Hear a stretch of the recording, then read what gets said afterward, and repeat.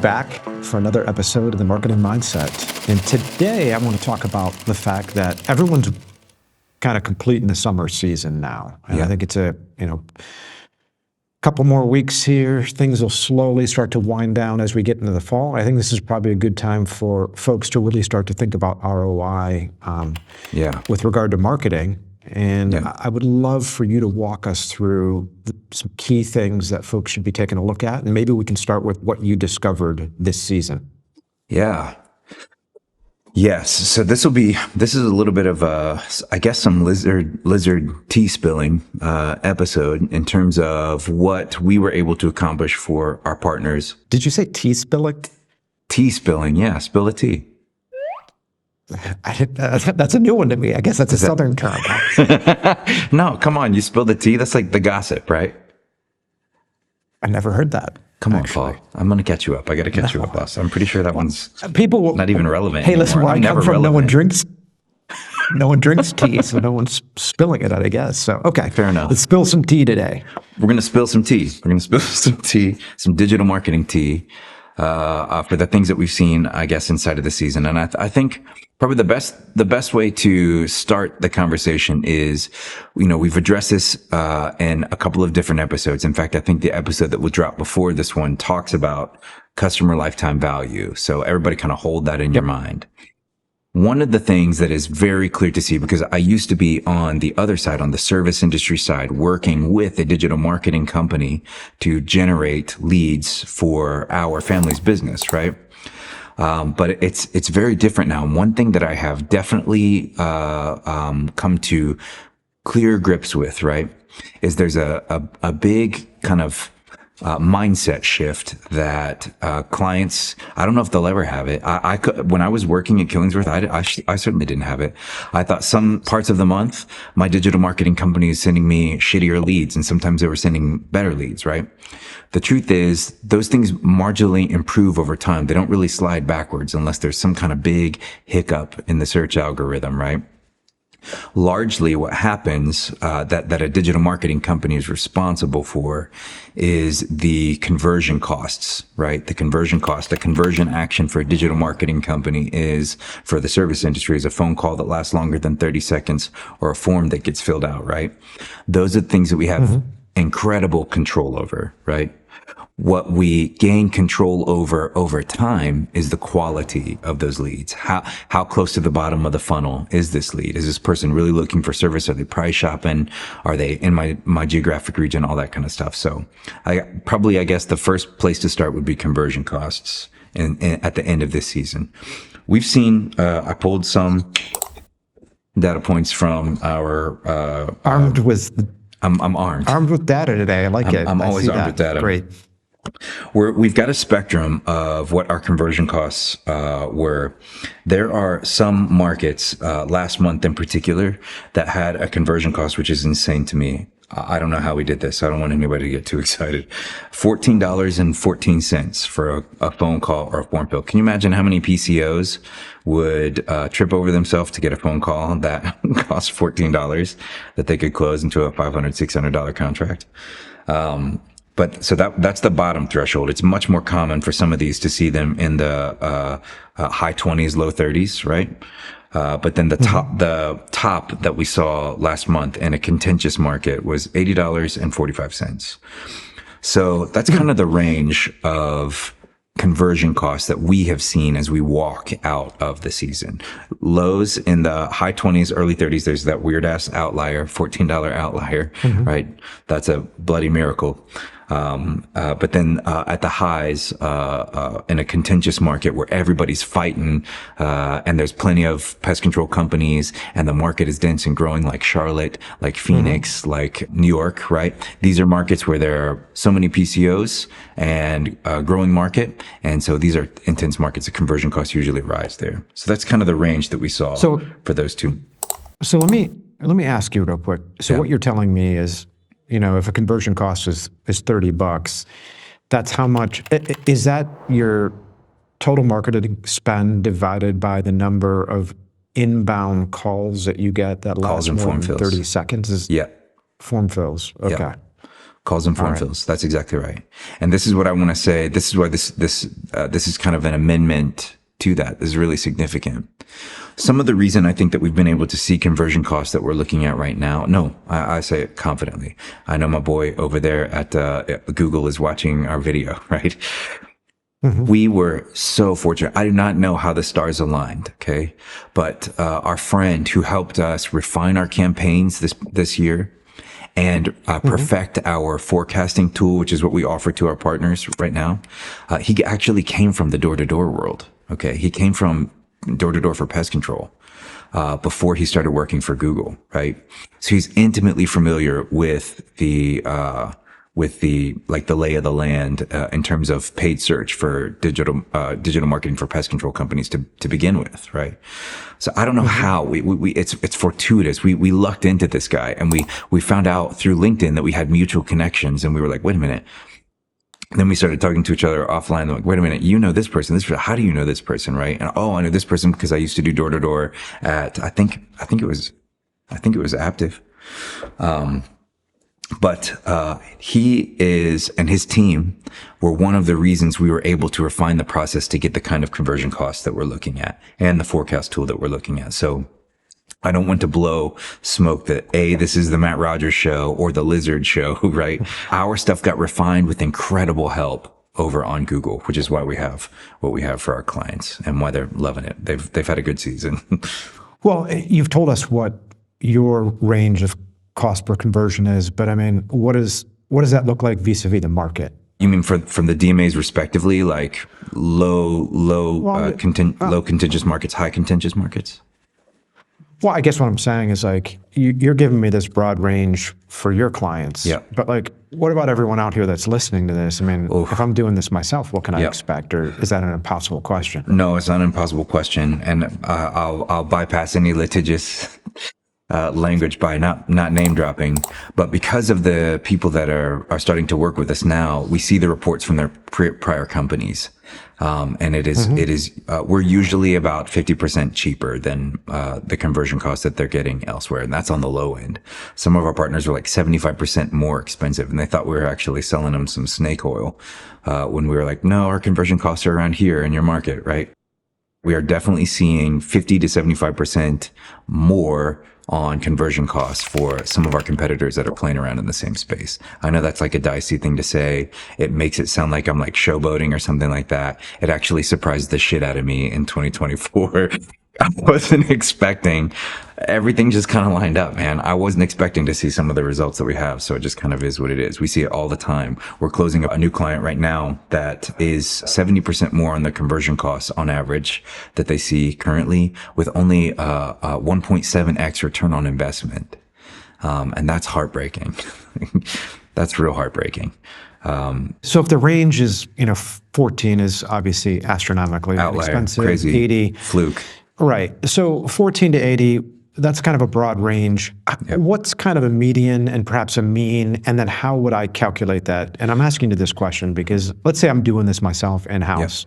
Yep. I might be a total moron, or I might be actually brilliant at this, and I just don't know it. Yeah. So what sort of math can I do on my own numbers to try to determine whether or not I may want to go out and seek out help for this? So the median, I've actually got on this gray line right here, the median for 10 markets that I pulled information from for this meeting is around $72, right? So we're thinking high season, right? Demand is prevalent now. Bugs are everywhere. We just got hit with that crazy monsoon from the Gulf Coast. So mosquitoes are going to be replete here in just a minute. I'm sure the phone's going to start ringing again, even though we're getting close to October. So the average is $72. You normally see things in general markets in the $50, $60 range. That's what we see, right? Gotcha. I'm keen on something that you said that's really important, especially if you're doing this yourself. And this would be my encouragement to you. if you're doing this yourself, that's awesome, right? You got to do what you got to do to get to the next plateau for your business, right? If you're doing this yourself, remember that your cost per conversion is a benchmark, right? It's a litmus test. It's like for those of us for people that own a pool, you got to go test the pool water to see how we doing, how much pH do I got, how much chlorine do I have, all that kind of stuff, right? Your cost per conversion is a KPI, right? It's letting you know how good of a job you're doing. What you want to see is over the course of about 3 months, the KPI match the bell curve of demand inside of your business, right? So the KPI is going to rise as demand rises because more people are fighting to get those leads, and the phone is ringing more, and it's the middle of July. Do you know what I mean? And then as you exit the season, it's going to start to get cheaper and cheaper and cheaper as you get closer to the end of the year. That's the first thing. But the second thing also is you'll know how well you are doing if you're doing this on your own by keeping track of this KPI, right? If you know that you spent $3,000 last month and you spent an identical $3,000 this month, and your cost per conversion bumped up from, we'll just say round numbers, $58 to $62, you need to jump in there and tweak the engine a little bit, right? Focus on your negative keywords, focus on your optimization score for the campaign, adjust your promotional your promo items, all that kind of stuff, to try to get that back in line, right? So it's telling you kind of the next step that you need to take, and it's an important thing to keep up with, especially if you're doing it on your own. So what you're saying to me is, I'll do some bro math here. Get out the old calculator on my iPhone. We're at the gym. You're saying me and Paul. if I spend $3,000 last month, yeah, and I got, I don't know, I'm going to make this up, 125 leads. Okay. So 3,000 divided by 125, that comes out to 24. Yeah. So is that the number we're talking about? Did I do the math correctly? Yeah. Yeah. You did that right? How much you spend versus divided by how many leads you got. And a lead is a call that lasts longer than 30 seconds or a form fill. Do the leads actually have to be bona fide, meaning a lead would be a lead, it's not an actual sale. So if somebody calls up and talks for a minute and then decides to bugger off, they're still a lead. Like, so, you didn't close the sale for one reason or the other. Facts. From a digital marketing company's perspective, right? So we're building a cake here, right? We're stacking up some layers. This is great. We didn't plan this, everybody. This is 100% off the cuff. I want to go back to closing ratios for inside sales team, but the thing that your digital marketing company has the most control over is your cost per conversion, by the work that they do and the strategies that they have in place to drive that conversion cost down. It's my objective to drive that conversion cost down, because I know I have to produce a shit ton of these leads for Paul in Florence because his closing ratio is X, right? For his sales team. That's when we're getting into acquisition costs, right? And so for some of our partners right now, we're seeing a range of 110 because of these numbers. So you can see how these layer on top of each other, right?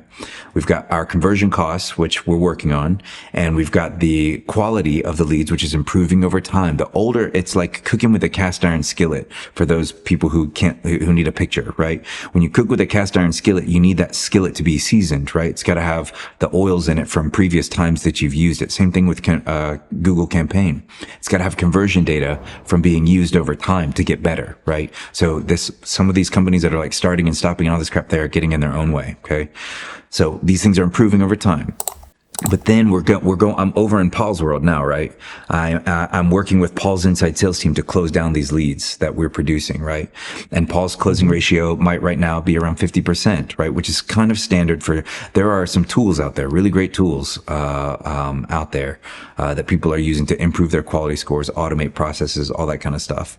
But right now, Paul's conversion rate is around 50%, meaning every other lead that we produce for Paul, he's able to turn into a contract. So now we're looking at the acquisition cost. So if Paul's leads cost him $25, we know that the cost of a qualified lead is $50. Does that make sense? You're saying the cost of a lead is $50, the cost of a lead is $25? The cost of the lead that we produce is around $25. Yep. Paul's team's capability of closing down the lead is about 50%.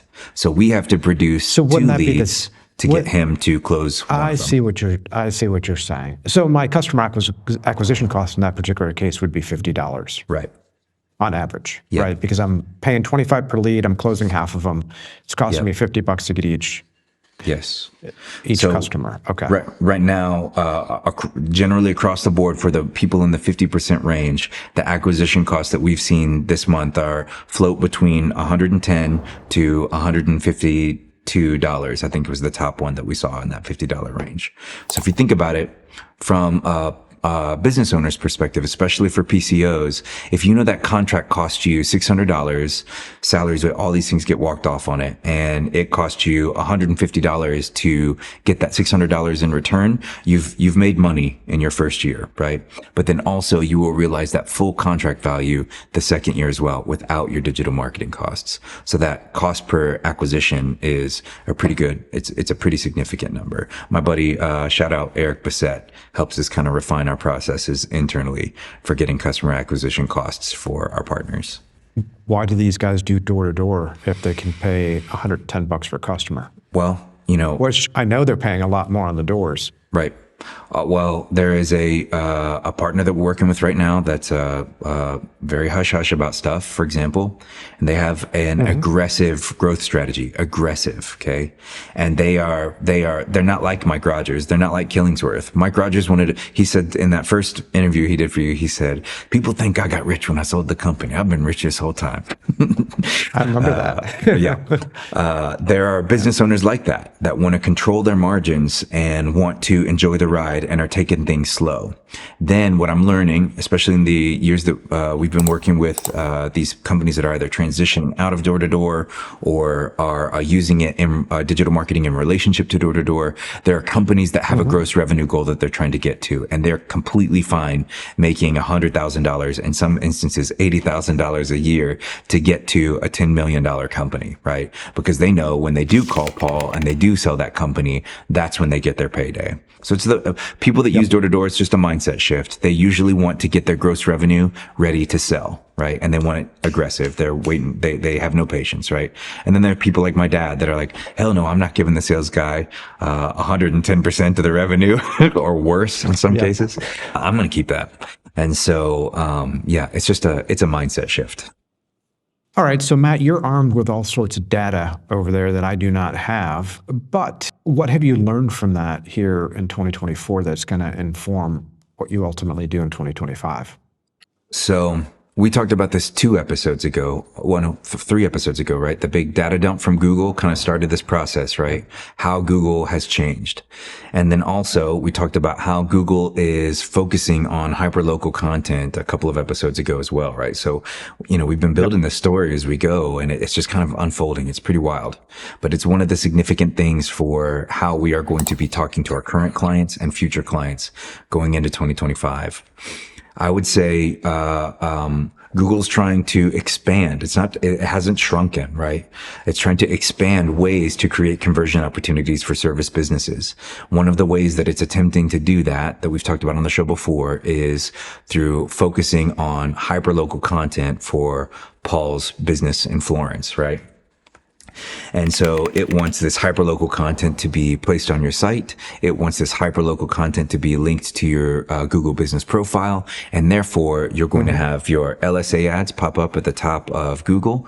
You're going to have the map pack and the business profile show up. And one of the reasons that your business profile is going to show up is because you've been very diligent about creating that local content. So we're revitalizing strategies for our partners to make sure. A lot of people in the PCO world, I had this guy, big guy up in a big company 2 days ago tell me, I'm pretty sure SEM and SEO are dead anyway, right?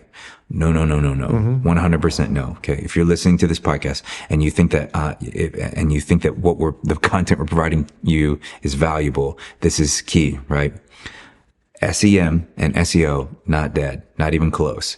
This may not mean you end up organically on page 1 of Google, right? But if you are not participating in local SEO, hyperlocal content, and it is not making its way over to your business profile in regular intervals, you're going to start to see your competitors excel, the ones that are taking that seriously, and you're going to see that your conversion numbers are going to either stay the same or slowly begin to diminish. So that's one of the things that we're thinking about for our partners as we close this season for pest control and help them in the month of October forecast and strategize for 2025, a successful 2025. Awesome. Well, Matt, I appreciate you jumping on with me once again. For those of you out there, why don't you take a look at your spend, take a look at your qualified leads, and calculate some conversion costs. See where you fit on the shelf. Do that. Thanks, buddy. This Until is next great. week. Thanks, Matt. Yep. Sure. Bye-bye.